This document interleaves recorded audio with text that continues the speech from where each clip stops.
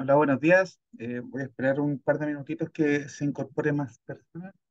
Voy a dar inicio al webinar.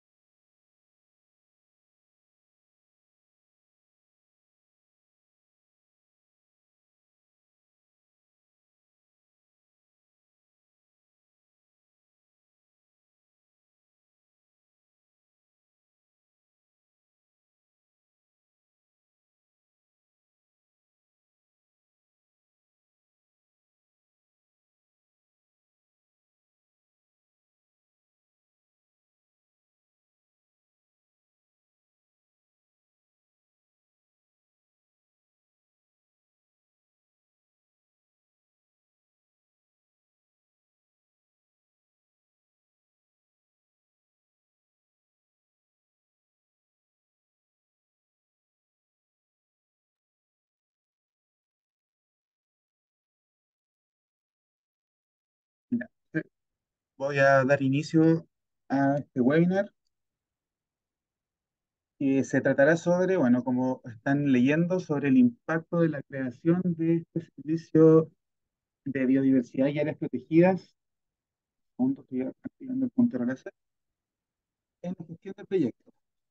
Bueno, más allá de un análisis de esta nueva ley, que es la 21.600 que se publicó en el Diario Oficial el 6 de septiembre, eh, este webinar se va a centrar en la identificación y caracterización de los distintos instrumentos que se crearon con esta ley y también del Sistema Nacional de Áreas Protegidas, donde voy a hablar sobre las nuevas categorías de áreas protegidas y principalmente enfocado en aquellos elementos que pueden significar algún tipo de restricción respecto de la gestión de proyectos, de su desarrollo, em, en sus distintas etapas, como también eventualmente su sometimiento al sistema de evaluación de impacto ambiental.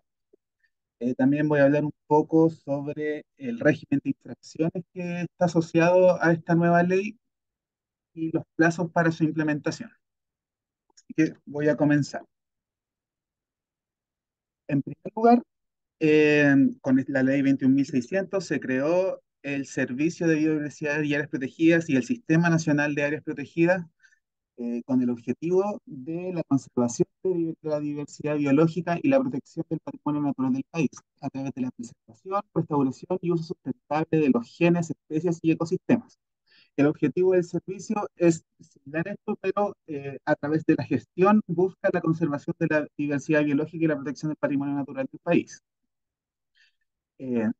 Este nuevo servicio viene a completar la institucionalidad ambiental que actualmente está conformada por el Ministerio del Medio Ambiente, perdón, encargado principalmente de la elaboración de normas, ya sean de emisión, normas secundarias, normas primarias de calidad ambiental, los planes de prevención y de descontaminación atmosférica, entre otras obligaciones y otras regulaciones. Luego está el Servicio de Evaluación Ambiental, que está encargado de la administración del sistema de evaluación de impacto ambiental, y la Superintendencia del Medio Ambiente, que viene a ser el ente fiscalizador del cumplimiento de la normativa ambiental. Además, se cuenta con los tribunales ambientales, que este en realidad es el logo del segundo tribunal ambiental, los que están encargados de la resolución de controversias respecto de incumplimientos de la legislación ambiental. La organización del servicio, como muchos servicios en realidad, contará con un director nacional y se desconcentrará en las direcciones regionales. Además, el servicio contará con un comité científico asesor, el que tendrá un carácter paritario y estará compuesto por 9 integrantes, de los cuales 6 deben desarrollar sus actividades en regiones distintas de la región metropolitana. Ahora vayamos a los instrumentos para la conservación de la biodiversidad. En primer lugar, el primer instrumento es el Sistema de Información y Monitoreo de Biodiversidad, que es, como su nombre indica, un sistema donde se concentrará toda la información respecto de las áreas protegidas, los demás instrumentos de conservación de la biodiversidad, la caracterización de los ecosistemas, de especies. También tendrá una plataforma con información cartográfica que se podrá consultar y descargar las distintas capas de información de biodiversidad.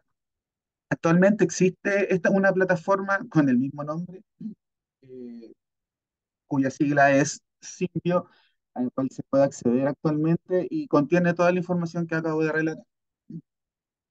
Eh, Además, el servicio instaurará planes de monitoreo de biodiversidad, para lo cual los puede ejecutar el mismo servicio o bien por medio de convenios con instituciones académicas o científicas, además de otras instituciones sin fines de lucro.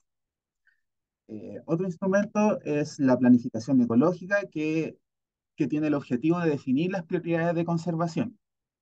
Esta planificación ecológica la elaborará el Ministerio del Medio Ambiente en forma periódica. En esta planificación ecológica se van a identificar los sitios prioritarios en el país, la identificación de los usos del territorio, la identificación de los procesos y actividades que tengan o sean probables que tengan efectos perjudiciales para la conservación de la biodiversidad. La planificación además contendrá unas buenas prácticas, o sea, un listado de buenas prácticas, recomendaciones para la conservación de la biodiversidad y otros antecedentes que el Comité Científico Asesor eh, proponga al Ministerio de Medio Ambiente. Ahora, el primer grupo de instrumentos de conservación de la biodiversidad será los instrumentos de conservación de los ecosistemas. El primer instrumento es la clasificación de ecosistemas según su estado de conservación. En esta clasificación se deberá incluir una o más categorías de amenaza. Para los ecosistemas amenazados, que se declaren amenazados, se elaborarán planes de manejo para la conservación de ecosistemas amenazados. Estos planes de manejo son de cumplimiento obligatorio para los servicios públicos competentes y deberán establecer requisitos para elaboración de los planes de manejo de recursos naturales o para el otorgamiento de permisos sectoriales. Además, estos planes de manejo para la conservación de ecosistemas amenazados eh, es susceptible de producir el procedimiento de revisión de una RCA de proyectos calificados ambientalmente favorables de conformidad al artículo 25 quinquias de la ley 19.300. Otro instrumento son las áreas degradadas, que dicen relación con áreas, como el nombre lo indica también, áreas degradadas por acción antropogénica, que tienen el objetivo de recuperar su estructura y composición y las funciones también del área. Las áreas degradadas son susceptibles de que se generen para estos planes de restauración ecológica, que contendrán las medidas o acciones que se llevarán a cabo para restaurar, las que podrán ser medidas activas o pasivas. En caso de que un plan de restauración ecológica recaiga en predios de propiedad privada, se requerirá el consentimiento y la participación de los respectivos propietarios. También se contará con iniciativas privadas de conservación marina, eh, en las cuales el servicio prestará su apoyo técnico para las iniciativas que se desarrollen en ecosistemas marinos, costeros e islas oceánicas, solamente cuando sean objeto de concesión o de destinación por parte del Ministerio de Defensa. Luego se tienen los paisajes de conservación, que son iniciativas municipales, las que podrán ser de manera colectiva o individual, y que deberán contar con un informe técnico que da cuenta de los valores naturales, culturales y paisajísticos asociados. El reconocimiento de los paisajes de conservación se efectuará a través de una resolución del servicio. Luego se tiene las reservas de la biosfera, que son declaradas en el marco del programa El Hombre y la Biosfera de UNESCO, y para esto, para el cumplimiento de este programa, el servicio elaborará un plan de gestión que podrá ser actualizado, que deberá ser actualizado, perdón, cada 5 años, en el que se establecerán las medidas y los instrumentos a aplicar. Con estos instrumentos hace referencia a los que están en este subgrupo. Luego, respecto de los humedales, los sitios Ramsar, que se declararon como tal en el marco de la Convención relativa a los humedales de importancia internacional, especialmente como hábitat de aves acuáticas. Respecto de los sitios Ramsar, voy a profundizar en láminas siguientes. Y el último instrumento de esta categoría son las compensaciones de biodiversidad, que dicen relación con las compensaciones propuestas por titulares de proyectos que presenten efectos, características o circunstancias establecidas en el artículo 11 de la ley 19.300, que fueron sometidos, por lo tanto, al sistema de evaluación de impacto ambiental mediante un estudio de impacto ambiental. Entonces, el ministerio dictará un reglamento en el que definirá cuáles van a ser los criterios y los estándares para determinar cuáles van a ser las compensaciones de biodiversidad de acuerdo a los distintos criterios, principalmente el criterio de adicionalidad, que dice relación con que eh, estas nuevas compensaciones, por ejemplo, no se pueden repetir respecto de otras obligaciones que estén establecidas en la RCA. Se puede profundizar más en las definiciones que están en la ley. El segundo subgrupo de instrumentos son los instrumentos para la protección y manejo sustentable de humedales.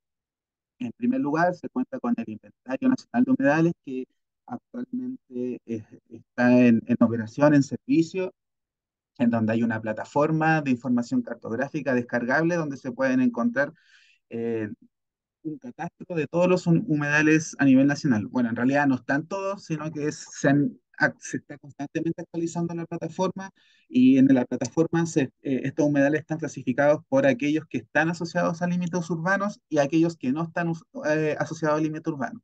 Esto en el marco de la ley de humedales urbanos. También estará la clasificación se podrá identificar cuáles son los humedales asociados a límites urbanos que estén declarados como humedales urbanos. El segundo instrumento son los criterios de uso sustentable de humedales, que son criterios que elaborará el Ministerio del Medio Ambiente, pero tendrán un carácter indicativo. Y finalmente, el permiso para la alteración física de humedales, que en general se prohíbe todo tipo de alteración física de humedales que constituyan los sitios prioritarios. Por otro lado, toda alteración física de otros humedales inventariados requerirán el permiso previo del servicio. Y el último subgrupo que abordaremos acá son los instrumentos para la conservación de especies y su variabilidad genética. En estos instrumentos se encuentran los planes de recuperación, conservación y gestión de especies, o planes recoge, como se conocen actualmente, que son aplicables a especies que estén en alguna categoría de conservación riesgosa, ya sea en peligro, vulnerable, amenazadas, etcétera. Eh, Además, se instaurará como instrumento los monumentos naturales para la protección de especies. Estos monumentos naturales, a diferencia de los que conocemos habitualmente, hablando de áreas protegidas, dicen relación con la declaración de especies en particular. Y estas especies pueden ser eh, de flora, fauna, hongos, líquenes, todo componente de la biodiversidad.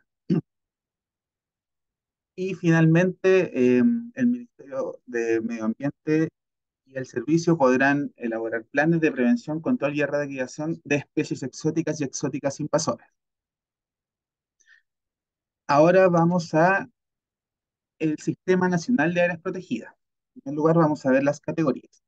Eh, con la creación de la, o sea, con la entrada en vigencia, perdón, con la publicación de la Ley 21.600, también se creó el Sistema Nacional de Áreas Protegidas, que viene a englobar eh, las actuales áreas protegidas y las va a categorizar en 6 nuevas categorías y las que se van a someter a un proceso de reclasificación u homologación. Entonces, la primera categoría de áreas protegidas son las reservas de región virgen, cuyas características son que contienen condiciones primitivas naturales no perturbadas significativamente por actividades humanas.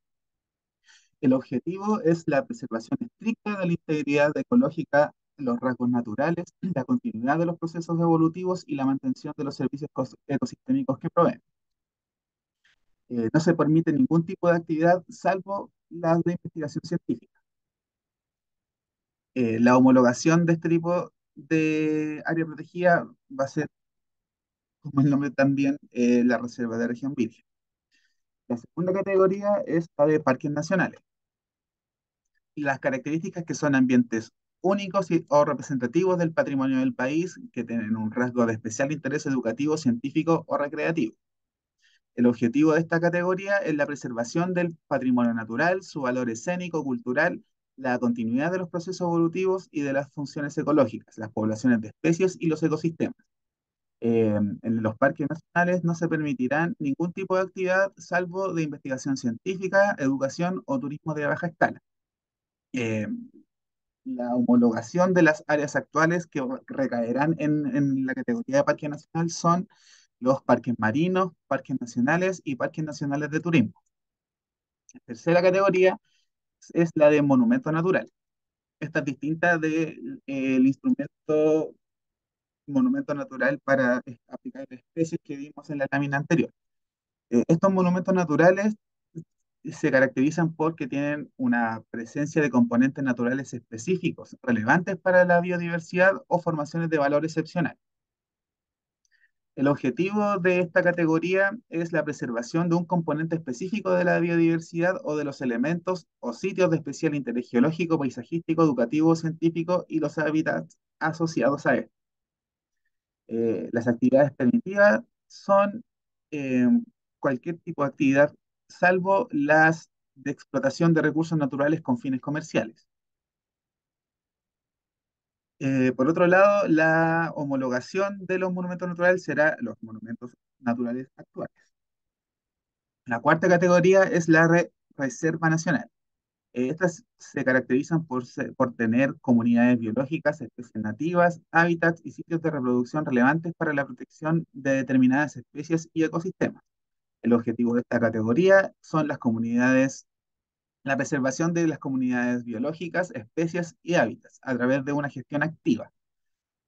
Las actividades permitidas son actividades de uso sustentable siempre que no pongan en riesgo los servicios ecosistémicos que provee. Finalmente, la homologación de las reservas nacionales corresponderá a reservas marinas, reservas naturales y reservas forestales. La quinta categoría es la de áreas de conservación de múltiples usos, que se caracterizan porque en ellos se desarrolla una interacción tradicional entre los seres humanos y la naturaleza, relevantes para la conservación de la biodiversidad. El objetivo de esta categoría es asegurar el uso sustentable de los recursos naturales y servicios ecosistémicos a través de un manejo integrado del área. Las actividades permitidas son todas actividades de uso sustentable siempre que no pongan en riesgo los servicios ecosistémicos, al igual que la Reserva Nacional. Y su homologación es respecto de áreas marinas y costeras protegidas. Finalmente, la sexta categoría de áreas protegidas son las áreas de conservación de pueblos indígenas, que se caracterizan porque existen especies nativas, hábitats y ecosistemas naturales terrestres o acuáticos relevantes para la conservación de la biodiversidad local, regional o nacional, así como la protección del patrimonio natural. El objetivo es la preservación de hábitats, especies, los servicios ecosistémicos y los valores culturales asociados, así como los conocimientos locales y prácticas tradicionales. Las actividades permitidas son actividades de uso ancestral, actividades de uso sustentable y siempre que no pongan en riesgo los servicios ecosistémicos. Y para este caso no hay, o al menos en la ley, no se establece cuáles áreas actuales se van a homologar en esta categoría. Ahora, además de estas áreas, existen otras áreas puestas bajo protección oficial, como se puede establecer, que no caen dentro de las categorías de áreas protegidas, pero que requieren una mención al respecto. Y hablamos en primer lugar de los sitios prioritarios, los actuales, los cuales mantendrán sus efectos legales vigentes. Recordad que los sitios prioritarios se establecieron en el marco de la Estrategia Nacional de Biodiversidad, en la cual se conformó eh, dado con la implementación de las estrategias regionales de biodiversidad, donde se propusieron sitios para que sean a más adelante constituyan áreas protegidas. De estos sitios de las estrategias regionales se filtraron y se establecieron unos sitios prioritarios en la estrategia nacional. Estos sitios prioritarios, claro, mantendrán sus efectos legales vigentes en un plazo de 2 años desde la publicación de la ley, o sea, desde el 6 de septiembre de este año. Se dictará el decreto supremo para determinar cuáles van a ser regidos por esta ley como sitios prioritarios. Los sitios prioritarios además podrán ser objeto de uno o más instrumentos para la conservación de la biodiversidad, y un reglamento establecerá el procedimiento y los criterios para la declaración de un sitio prioritario. Ahora, los santuarios de la naturaleza, se eliminará esta figura posterior al proceso de reclasificación que mencioné en la lámina anterior. Luego, en este proceso, el Ministerio del Medio Ambiente determinará cuál va a ser su nueva categoría previo informe del servicio. Por lo tanto, el servicio también tiene que estar en funcionamiento. Si un santuario de la naturaleza recayera en propiedad privada, se requeriría el consentimiento del propietario para su reclasificación. En caso de que no hubiera el consentimiento de los propietarios, el ministerio determinará su categoría. Para esto, el ministerio contará con un año para informar a los propietarios y tendrán los propietarios este año para, en colaboración con el servicio, determinar cuál va a ser la nueva clasificación de los santuarios de la naturaleza.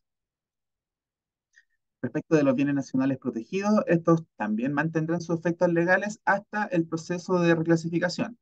En el proceso de reclasificación, el Ministerio de Medio Ambiente, en conjunto con el Ministerio de Bienes Nacionales, van a determinar la nueva categoría previo informe del servicio. Eh, Luego tenemos las reservas marinas, que estas, como vimos en la lámina anterior, se van a homologar a la categoría de reserva nacional hasta el proceso de reclasificación. En este proceso de reclasificación, el Ministerio de Medio Ambiente, en conjunto con el Ministerio de Economía y con un informe o sea, con un informe del Servicio de Biodiversidad y Áreas Protegidas y de la Subsecretaría de Pesca y Acuicultura, determinarán si corresponde a su denominación como una reserva de interés pesquero o como reserva nacional. Esta reserva de interés pesquero es una nueva, eh, una nueva categoría, por decirlo de de una manera, que se introdujo con la publicación de esta ley, que introdujo una modificación sobre la ley de pesca y acuicultura.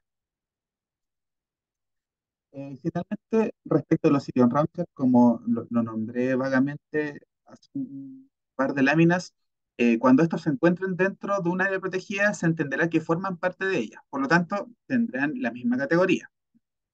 Cuando los sitios rancher no se encuentren dentro de un área protegida, el servicio le propondrá al Ministerio del Medio Ambiente la nueva categoría aplicable. Y cuando recaiga en propiedad privada, se requerirá el consentimiento del propietario para su afectación como área protegida. Ahora, toda área protegida deberá contar con un plan de manejo. Este plan de manejo va a constituir el marco regulatorio del área y se puede subdividir en programas con funciones específicas. O sea, un plan de manejo puede tener un programa de conservación, de uso sostenible, de investigación científica, de monitoreo, educación, distintos aspectos regulatorios.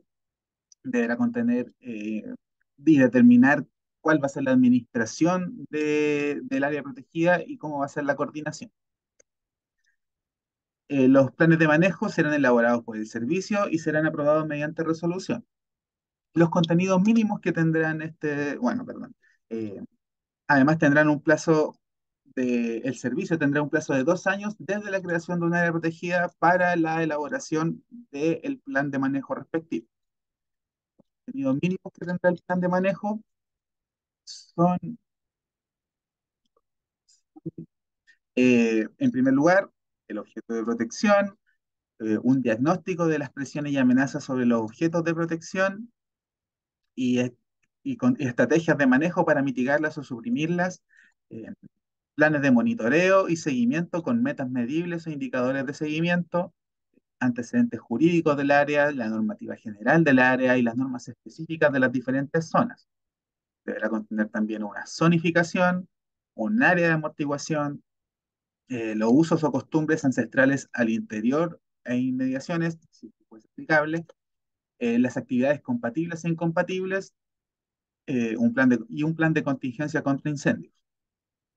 Estos planes de manejo se regularán a través del reglamento que elaborará el servicio, en el cual se establecerá el procedimiento de elaboración y revisión de estos planes, así como los contenidos específicos según categoría de área protegida. Los planes de manejo, o sea, el reglamento deberá contemplar la participación de las comunidades, organizaciones representativas de los pueblos indígenas, de los gobiernos regionales y municipalidades.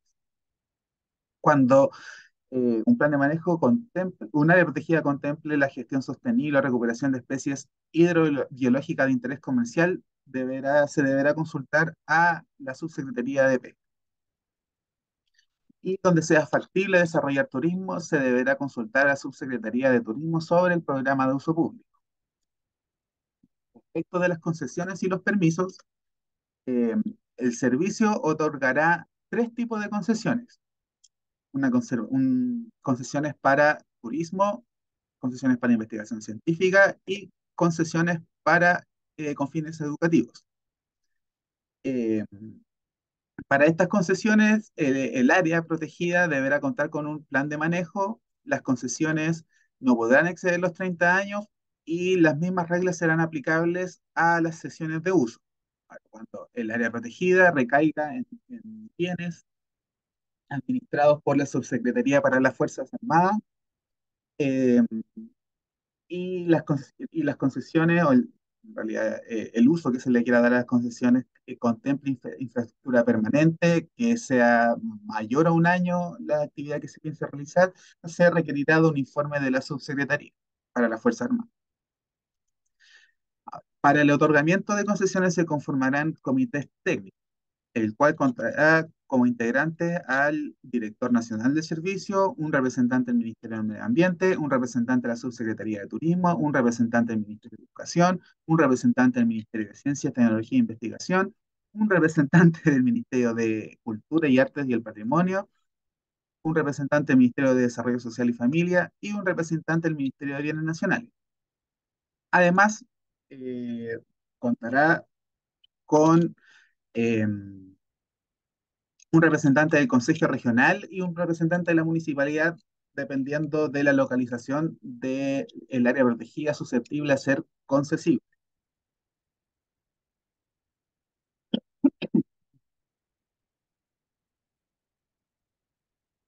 Los criterios para el otorgamiento de estas concesiones son que deberán considerar la categoría y el objeto de protección del área protegida y ajustarse a su plan de manejo. Por lo tanto, el plan de manejo es imprescindible para el desarrollo de cualquier tipo de actividad dentro de áreas protegidas. Eh, Además, se deberá evaluar la procedencia de la consulta del convenio 169 de la OIT y promover la participación de comunidades locales e indígenas. Estas concesiones deberán respetar los lugares en que se desarrollen los usos o costumbres ancestrales que hayan sido reconocidos por el decreto de creación y el plan de manejo respectivo. En el caso de las concesiones de turismo, estas se deberá desarrollar en modalidad de turismo accesible universalmente, ambientalmente responsable, de bajo impacto y ajustada al plan de uso público. Las concesiones de investigación científica deberán brindar apoyo y soporte científico para el logro de los objetivos de protección de las áreas. Y finalmente, las concesiones de educación deberán promover programas y mecanismos para que la comunidad tome conciencia sobre la biodiversidad y el rol de las áreas protegidas. Difusión y capacitación en conservación de la biodiversidad, además de promover conocimientos de la cosmovisión indígena cuando corresponde. Respecto de las concesiones a título gratuito, o sea, el servicio además podrá hacer concesiones a título gratuito cuando se trate de concesiones de investigación científica o de educación. Los beneficiarios de estas concesiones serán municipalidades, organismos estatales de patrimonio distinto del fisco o en que el Estado tenga aportes de capital, participación o representación y personas jurídicas privadas sin fines de lucro. Las concesiones a título gratuito podrán extinguirse a voluntad del servicio. El procedimiento de otorgamiento será a través de licitación pública o privada. Las concesiones turísticas requerirán en todos los casos licitaciones públicas. Podrá otorgarse directamente las concesiones a título gratuito siempre que sean gratuitos, perdón. Un reglamento dictado por el Ministerio de Medio Ambiente regulará el procedimiento y los requisitos. Respecto a la licitación y adjudicación, el servicio es el que confeccionará las bases de licitación, las que se tienen que ajustar a la categoría de la protegida, el objeto de protección y el plan de manejo, que además estas bases podrán contemplar restricciones para la concesión.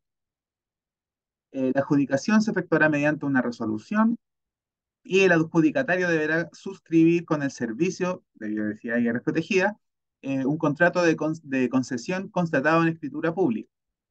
Luego, esta copia debe ser remitida al Ministerio de Bienes Nacionales o a la Subsecretaría para las Fuerzas Armadas cuando corresponda.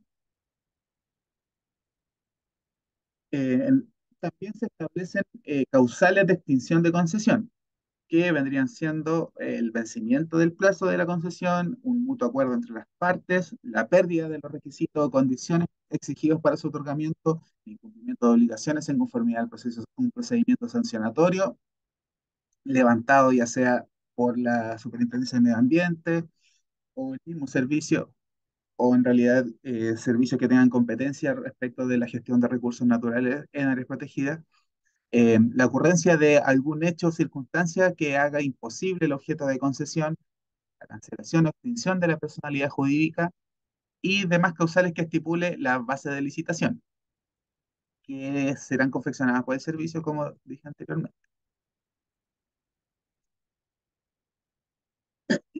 Respecto de las concesiones sectoriales, estas se regirán por sus leyes respectivas. Eh, para su otorgamiento se requerirá que el área cuente con un plan de manejo.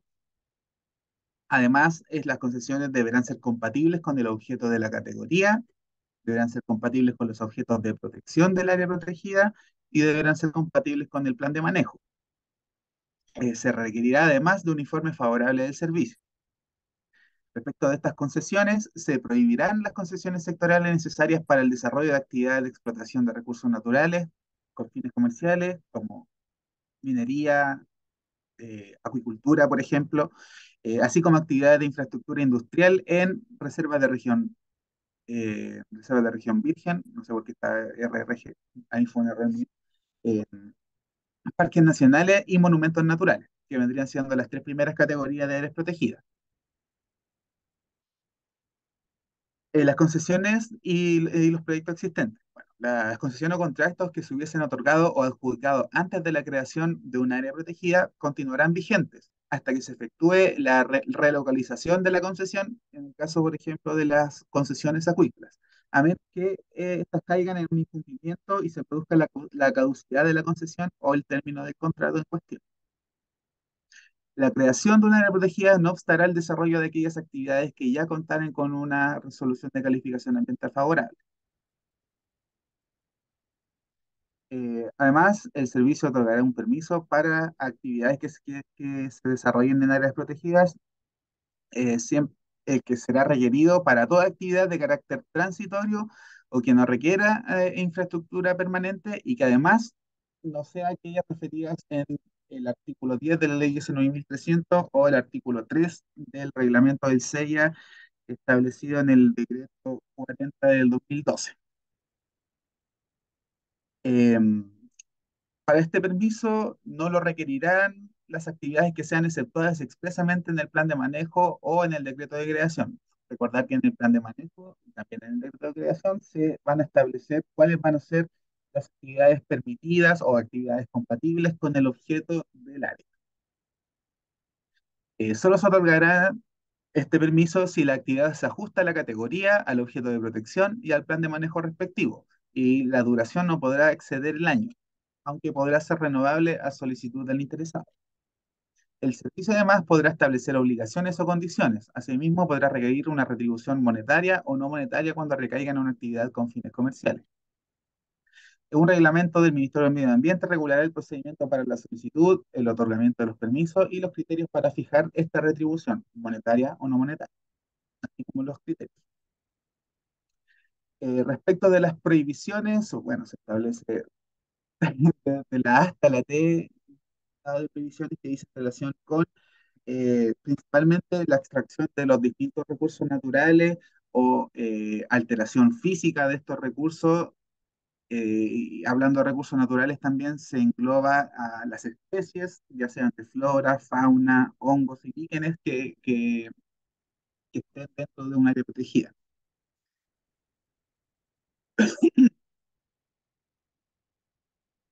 Respecto al régimen de infracciones y sanciones,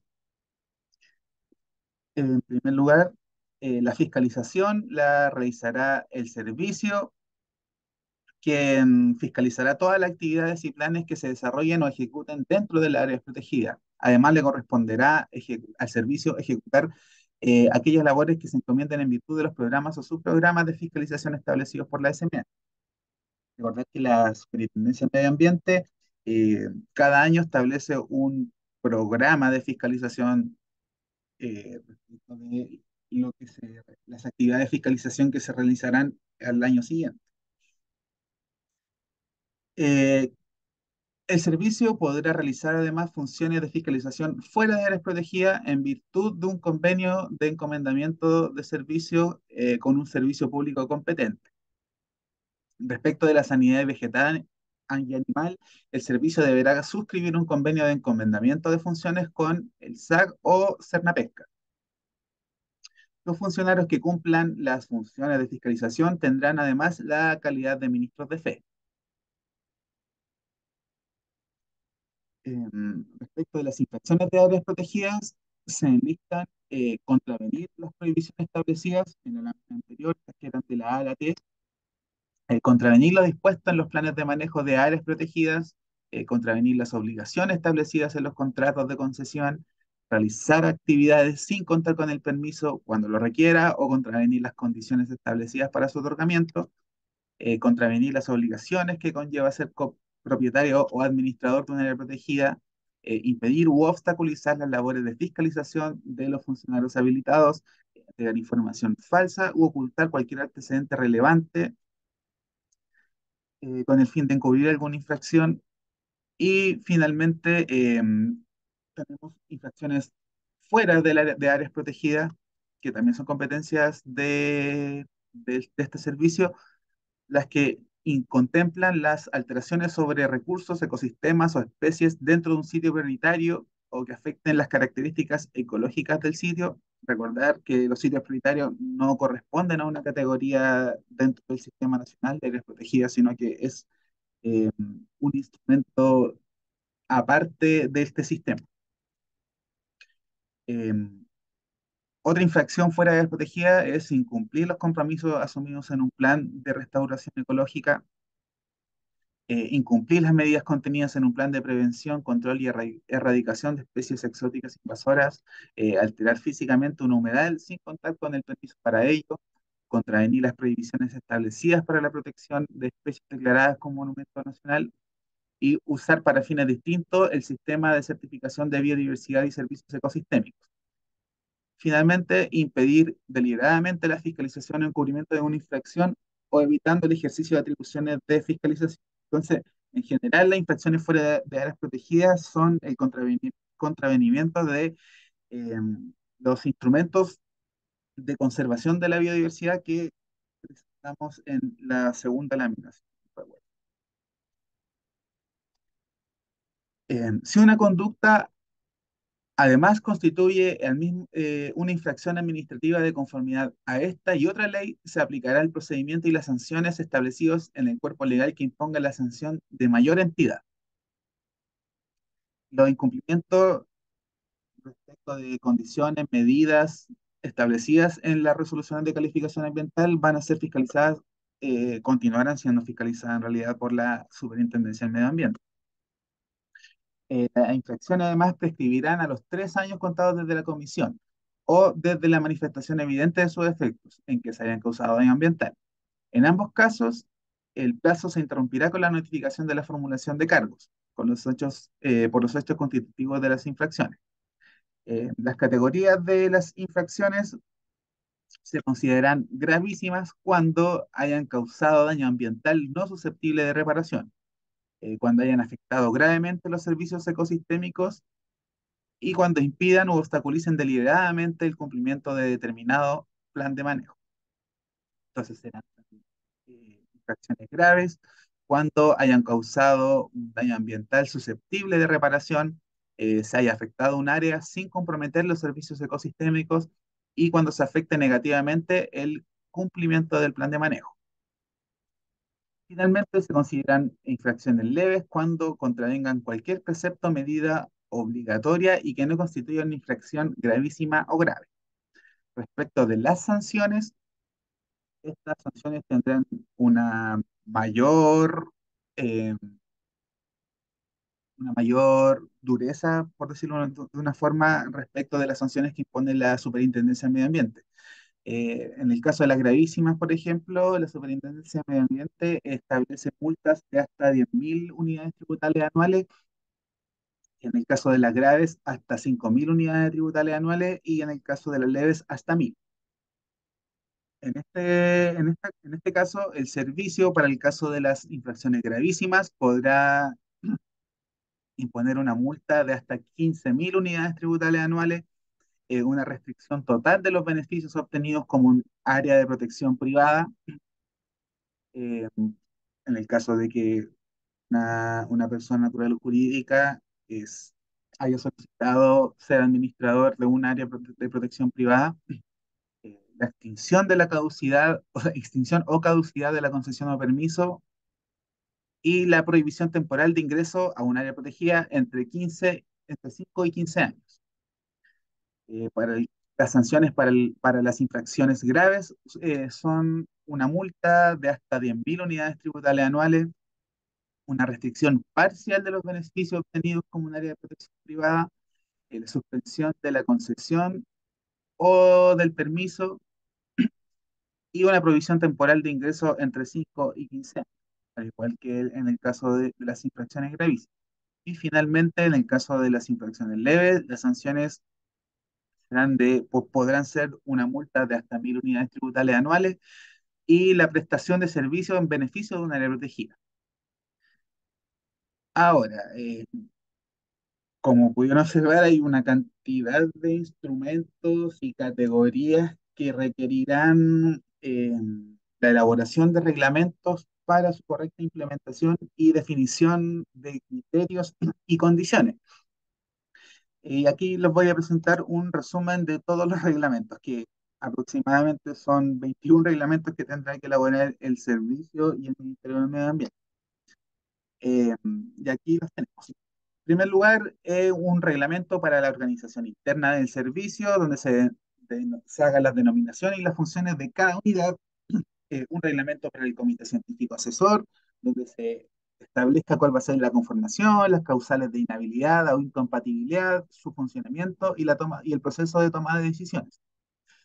Un reglamento para el sistema de evaluación de desempeño del personal del servicio, un reglamento para los concursos y la promoción del personal del servicio, un reglamento que establece el procedimiento y los criterios para la declaración de un sitio prioritario, un reglamento que establecerá las categorías y el procedimiento de clasificación de los ecosistemas según su estado de conservación, un reglamento que contendrá, valga la redundancia, los contenidos y procedimientos para la dictación de los planes de manejo para la conservación de ecosistemas amenazados, eh, un reglamento que establezca los criterios científicos y técnicos y procedimientos para la identificación de áreas degradadas, también uno que establezca criterios y estándares para determinar las medidas de compensación son apropiadas en el marco del SEIA, eh, un reglamento que establecerá las categorías a las que se aplicarán los planes recoge su contenido y el procedimiento de dictación, eh, otro reglamento que establecerá la forma y las condiciones que se realizará el ingreso de inmuebles públicos o privados para la ejecución de los planes de prevención, control y erradicación de especies exóticas y exóticas invasoras. Eh, un reglamento también que regulará el ámbito de aplicación del sistema de certificación de biodiversidad y servicios ecosistémicos.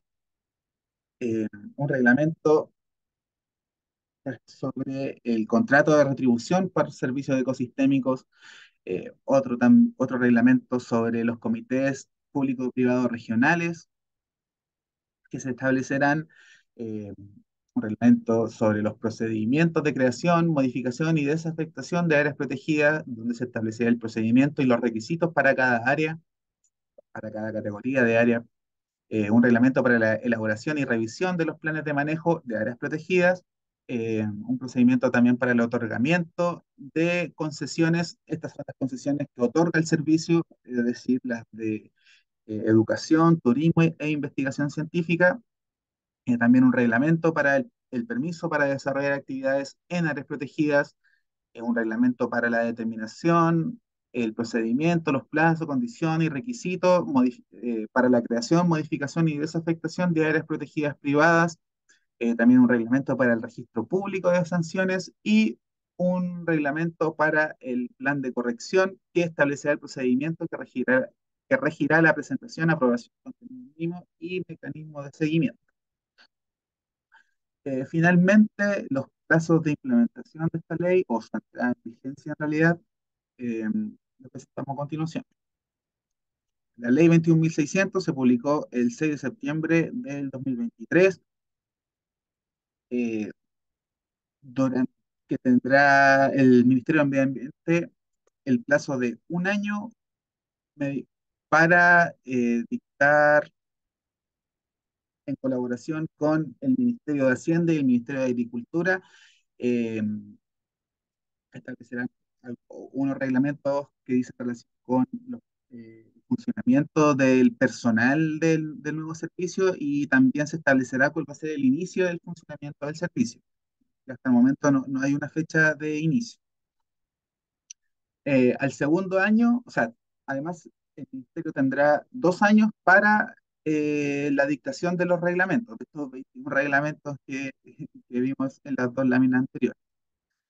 El siguiente hito es el inicio de funciones del servicio, que será determinado en el plazo de un año desde el 6 de septiembre. Entonces, a partir del inicio de funcionamiento del servicio, se contarán 3 años para que se realice, se materialice el traspaso de personal de CONAF al servicio de biodiversidad y áreas protegidas.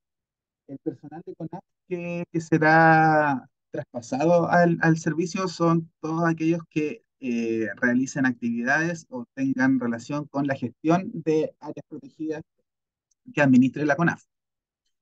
Además, al tercer año será la entrada en vigencia de las funciones y atribuciones respecto de la gestión de áreas protegidas cuando éstas recaigan en las categorías de Parque Nacional, Reserva Nacional y Monumento Natural. Finalmente, al quinto año es el vencimiento para el proceso de reclasificación de especies. Ahora, sin más que agregar, muchas gracias por su participación en este web. Ahora, si tienen alguna consulta o aclaración que se requiera, lo pueden realizar ya sea por el chat o por la pestaña de